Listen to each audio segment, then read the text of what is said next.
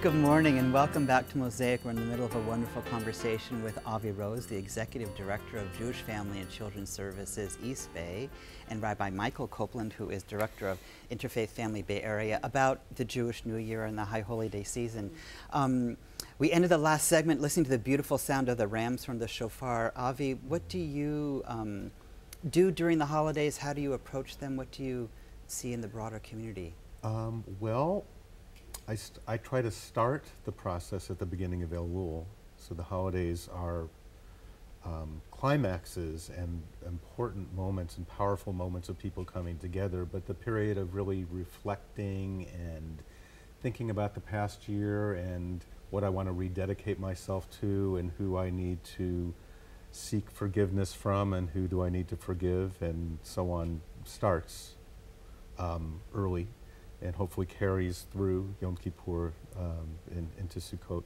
So that's part of what I try to do. And with the shofar call, which is so powerful, I really see it, and my congregation really grapples with the issue of how that's not only a call to, personal reflection and wholeness, but a call to the pursuit of justice.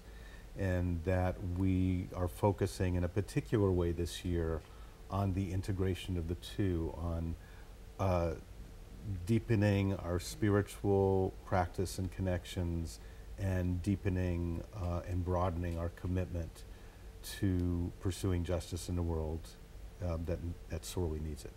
Interesting. So, we've talked about the month of Elul, E-L-U-L, and that's the month that precedes the Jewish New Year. It's typically thought of in our tradition as a month of preparation and reflection, and we move from celebrating creation and then move through to a notion of personal and communal theological, spiritual forgiveness between between folks, between a person and God, and within a person, him or herself. And I'm wondering, just in your reflection over the years, what do you make of that sort of trajectory? Not every faith tradition, not every spirituality kind of couples those things together. They couple other things together that represent their understanding of how the world functions in the most basic way. But for you, what is the trajectory of internal reflection moving into communal celebration of creation, moving toward communal and personal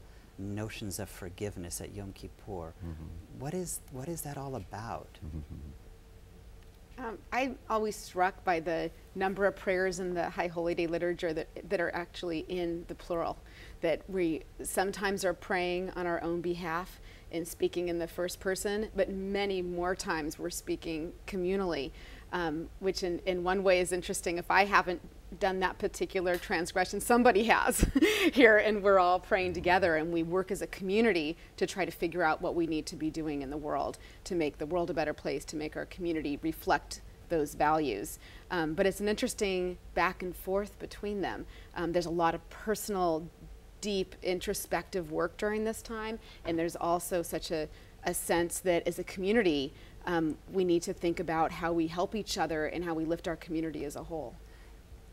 One thing I've thought about this year is how it's such a powerful and useful framework for really anyone, whether or not they're aligned with Jewish tradition. And I am fortunate to work in an agency that's very multicultural and multiracial, and in advance of the Jewish holidays, give people some information about what they are, because we close for some of those days and people should know, and they want to know.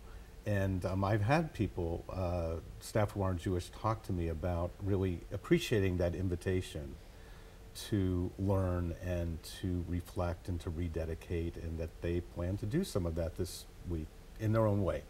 That's fantastic. We're going to take a quick break and then just come back in just a moment to continue our conversation here on Mosaic.